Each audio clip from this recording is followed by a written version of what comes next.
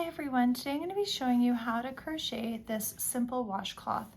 It's perfect for pretty much any reason. It's great as a gentle scrubby. You can see with the texture here, it's great for scrubbing pots and pans. It's also really nice to use as a washcloth for your personal hygiene care because it does give a gentle exfoliating texture that's not rough on the skin. I definitely do want to recommend that you use for this project 100% cotton yarn.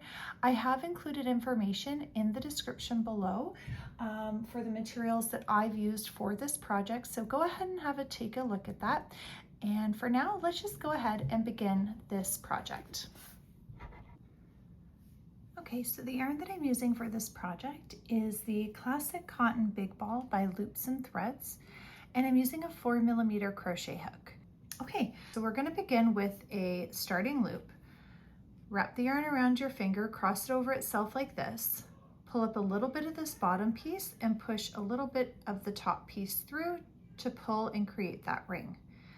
Go ahead and get that onto your hook.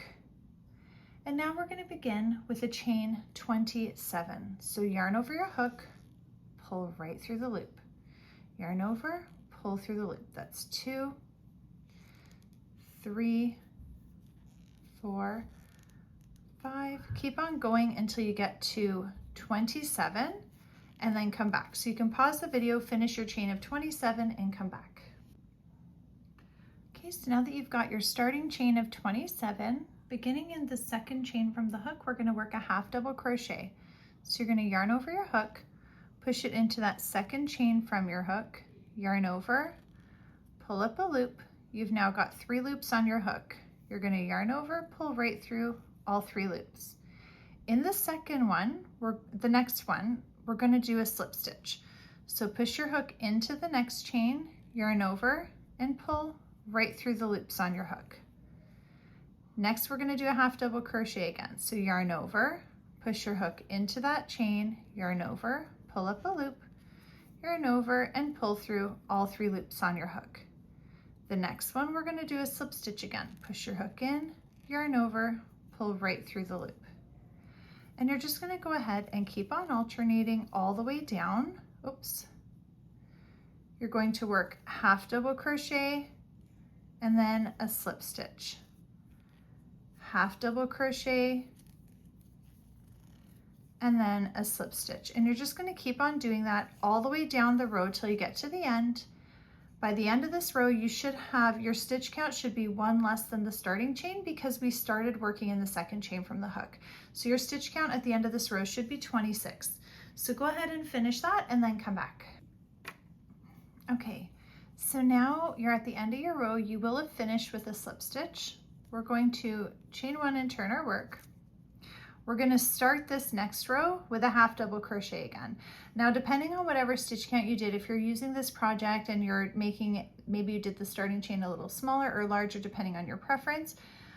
If you've ended off with a stitch different than, if you finished with a half double crochet, you're going to start with a slip stitch. We finished with a slip stitch, so we're going to start with a half double crochet because to get that texture of the moss stitch, which is also really great depending whatever you're using these washcloths for. If you're using them for dishes, it's great. It gives that little bit of extra scrub and durability. If you're using them for your skin, your face, it's a gentle exfoliating texture. I love this stitch for a washcloth. It's perfect. But you do have to make sure that going forward, all of your half double crochets are being worked in a slip stitch from the previous row, and all of your slip stitches are being worked in a half double crochet from the previous row.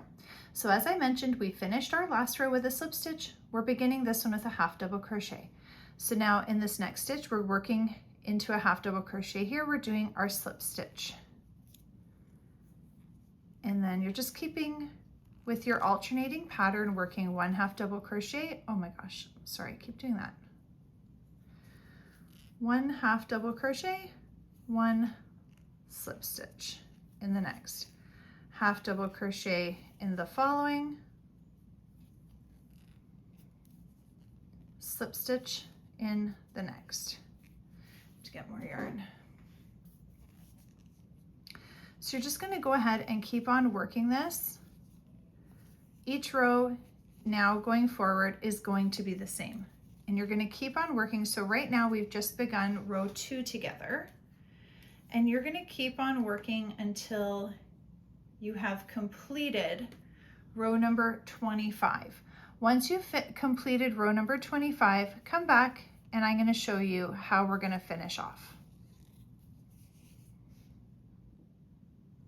Okay, so now that you've finished all of your rows, we're going to finish off by doing a chain 1, turn our work, and we're going to work 1 single crochet into every stitch all the way down the row just to clean up, finish up with a nice clean edge here. So you're going to push your hook into the first stitch, yarn over, pull up a loop, yarn over, and pull through both loops on your hook. Again, go into the next stitch, yarn over, pull up a loop, yarn over, pull through both loops on your hook. And you're just going to continue on working 1 single crochet into every single stitch all the way down the row. At the end of that last row, you're going to fasten off your yarn, just cut it with your scissors there, pull up that tail end.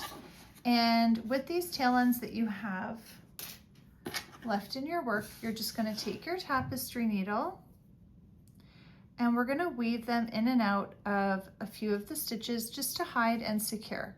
So you're just going to go ahead and push it in and out of a few of the stitches.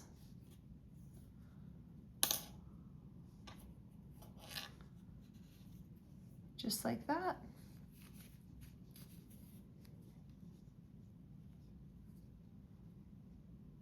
Just to hide and secure those tail ends. So you'll go ahead and do the same thing at the other end, fasten that off, and you're done. I hope you've enjoyed this pattern. Please don't forget to like and subscribe and have a look at the helpful links in the description below.